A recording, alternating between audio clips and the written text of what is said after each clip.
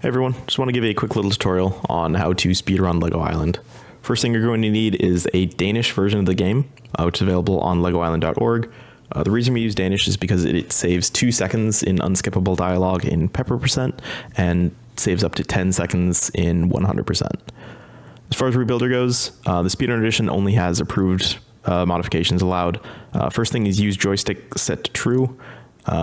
Joystick allows the use of any X input controller, so Xbox controller or whatever you have should work fine.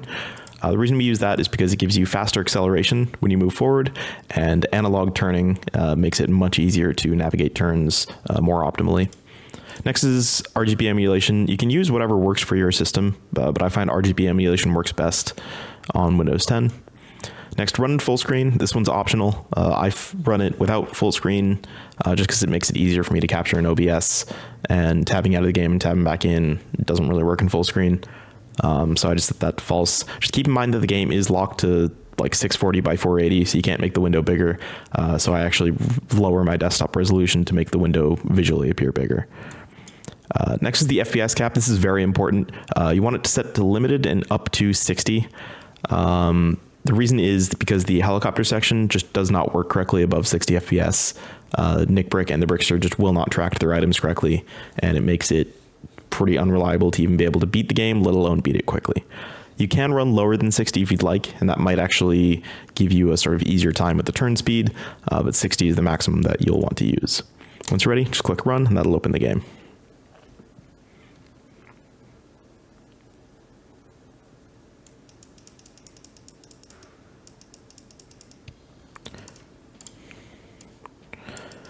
And once you're in the lobby, you just click the logbook to enter in a save file. Now I have a sort of sequential naming scheme for my save files. Some people just like to do like a random letters for theirs, but I like to do them sequentially just so I don't accidentally have an overlap.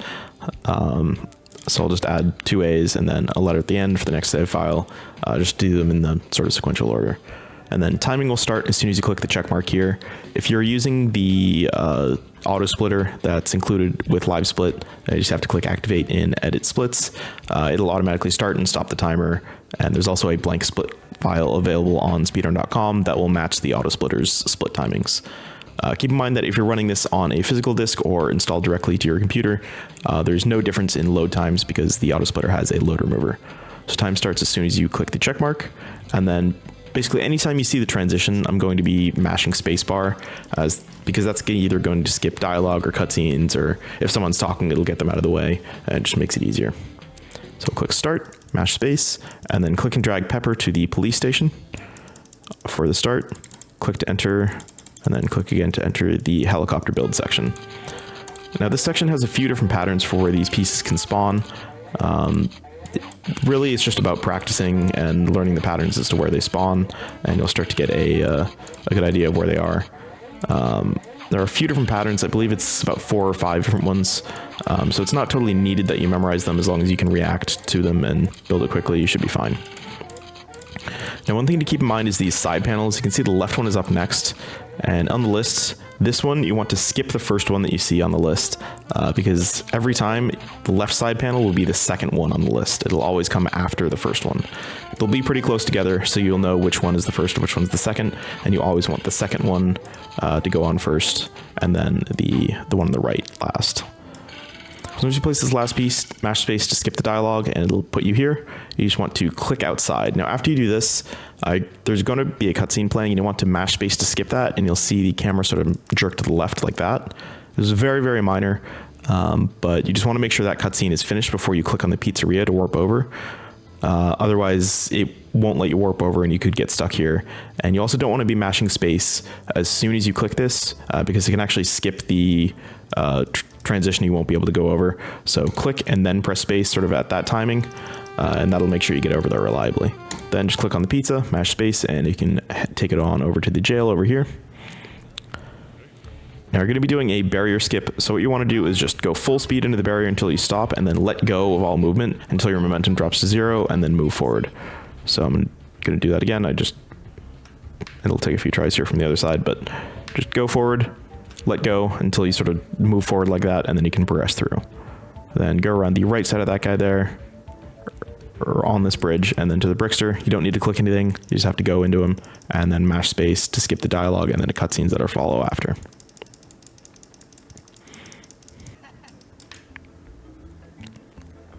So once you skip those cutscenes, just make your way across the bridge and then to the right. And we're going to be heading to the residential area, which is on the opposite end of the island. So just follow this path for the most optimal route there. Now along the way, these characters will talk and say that the Brickster's loose. You don't want to skip their dialogues by pressing space, because that has a chance to crash the game for whatever reason. So just don't press space here and you should be okay. Now up ahead, there's a minor optimization you can do for the cutscene exit. So there's a cutscene trigger that's right about up here.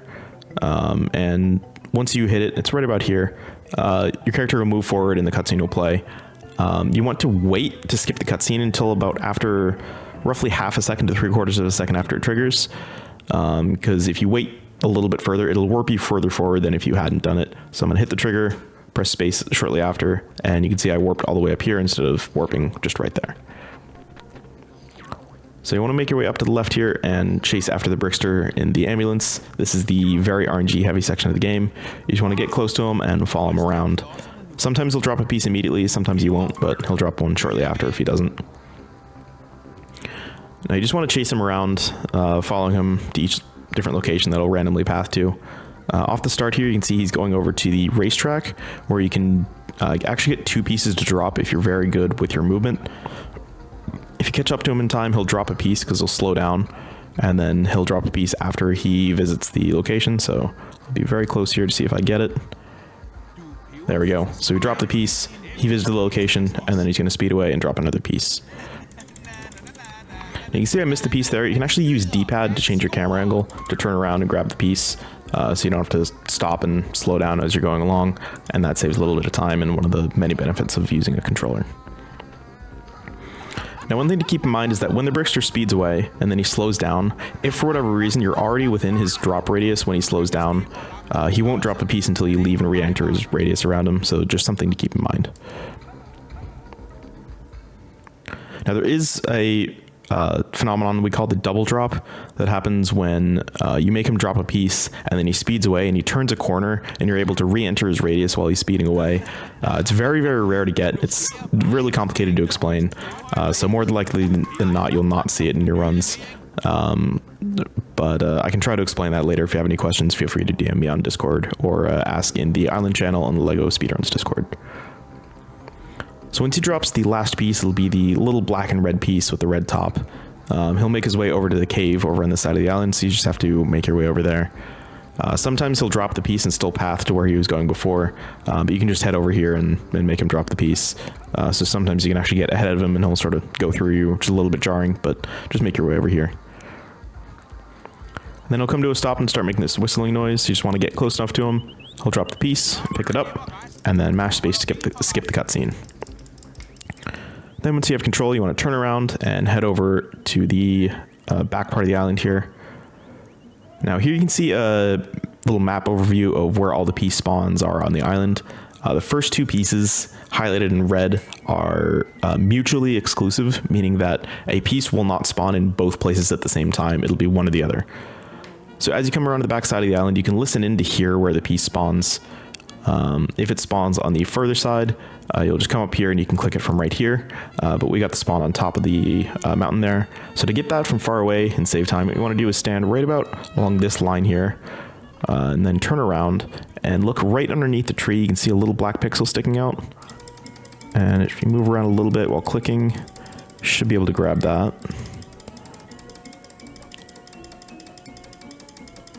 Sometimes it takes a little bit to get. There we go. So I got it there. I just had to move around a little bit to get the pixel to show up, but that saves a lot of time from having to climb all the way up. Once you get one of those 2, head around the back side here, and there's one potential piece spawn here, which I did get. This one's very difficult to get while moving, so you more often than not have to slow down and get it. Another piece spawn is right here. There's another spawn right behind this shop here. Now there's a spawn right underneath this tree that you can click from far away. It didn't spawn from me, but you can just see a couple black pixels sticking out behind this tree. So you can click that from all the way over here. And then you want to continue on. There'll be 4 pieces that you need to grab here. So sometimes you can get all 4 within that quick section there. But this time I did not, so I'll keep moving. Now here, as soon as you turn the corner and line yourself up here so you can hold straight, you want to turn D-pad to the left. You can see another piece right there, right behind Nick, that I can grab from here, like so. There's another piece spawn right on top of this hill, sort of in between these two trees as you move along, and that's another one you can grab.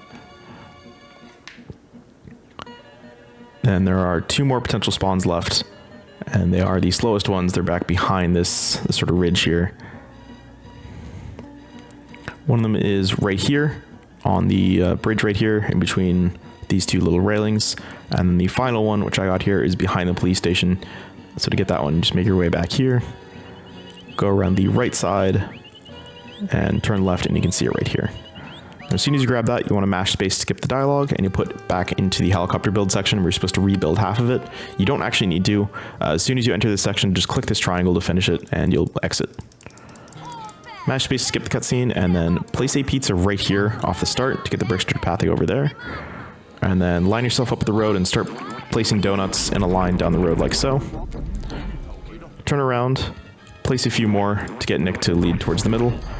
And then make sure that you are ready to place this next pizza right about when the Brickster grabs it, right about here in the middle of this line here. You can't place pizzas too far away from the Brickster, like so, or else the shark will just come up and get it, so you have to place them relatively within his radius. The goal is to just basically lead Nick Brick and the Brickster to each other in the middle of the island. Sometimes it can be really challenging and really kind of glitchy on how it works or not. You can see Nick's sort of missing them. And then Nick is getting close to the Brickster now, so I'm going to start spamming pizzas, because that sometimes can get the Brickster stuck in place. And Nick does not seem to want a path to these donuts. So I'm going to place down a few more and lead him over there. So now I'm going to start spamming pizzas to get him stuck in place. And there you go, there's the Brickster caught. Now here it's very important, you don't mash space until you see this black screen, like so, and you hear the sort of guitar riff, because if you mash space immediately after the mosaic loading screen, you have a very high likelihood of crashing the game. So just wait about a half a second with the black screen, and then mash spacebar. So next you want to click and drag Pepper to the hospital, and they'll finish up the last few missions. Mashing space to skip the dialogue. And then once you enter the hospital, there's a soft lock that can occur where he won't give you the hat, which lets you drive the ambulance. So I'm going to enter, wait until he spawns in and takes a couple steps, and then press spacebar twice, and that'll make him drop the hat reliably. Click the hat. You can't skip this dialogue here. So just mash spacebar to skip the cutscenes after, and then you'll be in the ambulance. So first we're going to head over to the pizzeria. Just make your way over and try to aim for a gap in between these two bikes. Press space to skip ahead to this and just click on the guy's hand roughly.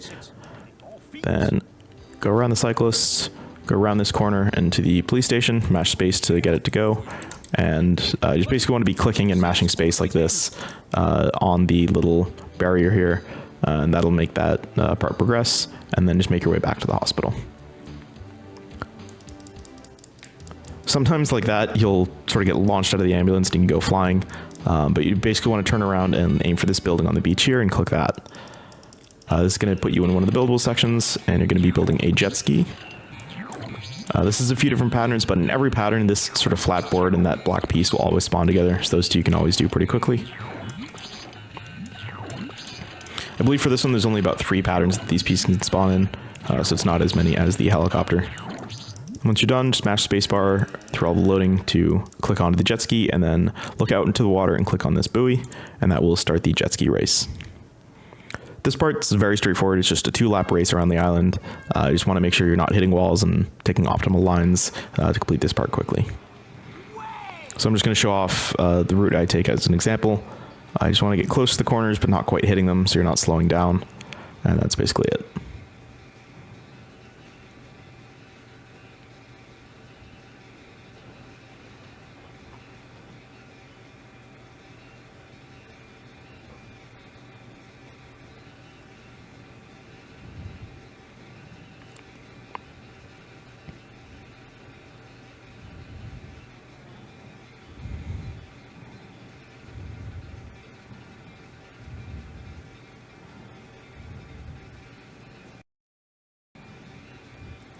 Once you get to the race, just smash spacebar to skip the dialogue, and then you want to click on this building here. You want to make sure you're not clicking on this top part of the rail here, and you're clicking sort of on the top edge here, because you don't want to click this building to re-enter there. You want to click on the gas station behind it. Again, there's a soft lock that can occur if you press space too quickly, so just wait until the truck loads in, and then press spacebar twice. Click on the hat, mash space to enter here. Here you want to turn to the right, go out here, and then do a barrier skip right here. So here you can actually visually see when your acceleration drops to 0, and then you can hold forward, mash spacebar to skip the dialogue and the cutscenes, and then make your way back, and mash space again to skip that dialogue. Now you want to turn around and click on the racetrack building here, and start building the race car. This one has, I believe, 3 different patterns for the pieces spawn. All can be done pretty quickly in groups like so. So like these 3 pieces are in a group. And then here, going to mash spacebar to exit. Now, one thing I do is I actually use keyboard here off the line. So you want to hold control for the faster movement, or faster acceleration, and then hold forward. So as soon as I click, I'm going to mash spacebar to skip the dialogue. And then hold control and forward, just so I can make sure I have a perfectly straight line off the start. And then here I let go. You can actually hold arrow key up to sort of lock in your angle. So you can see as I'm releasing it and turning on the joystick, it's turning me in small amounts. The steering is very sensitive through here, as you can tell. So I use that to sort of like lock in my angle just to take straighter lines, and it makes it a little easier to maneuver around. This again is another 2-lap race. It's pretty straightforward. I just want to avoid obstacles wherever possible, not hit walls, take good lines, and avoid getting kicked off by Captain Click. Depending on which way he kicks you, either to the left or the right, you can lose either 30 to 45 seconds. And the hitbox is very deceptive, so more often than not, it's more worth it just to wait until you have a gap to go through. Like right now, I would more than likely get kicked, so I slow down just to make sure that I make it through safely. And that's basically it. Some people report that they actually get slowed down by this giant squid up ahead. Personally, I have never actually been slowed down whenever I hit it. I believe it's a controller thing, where if you're using controller, you just don't slow down. So there, I got hit by it, and my speed didn't drop at all. Some people who run on keyboard say they do get slowed down, so you may have to avoid that, you may not too. It's a little bit weird. So after you cross the line, the race is over. There is still one more step in verifying that the run is legitimate. You want to turn around and click on the info center, and then turn to the right and show off the score cube. You can see for prepper percent, the requirement is to have all red bricks in the top layer, as I do here. So you just want to show that off in your recording just to make sure that you finished everything correctly. Besides that, that's it. If you have any other questions, please don't hesitate to ask them in the LEGO Speedruns Discord on the Island channel. I'm more than happy to answer any questions. And other than that, good luck with your runs and happy gaming.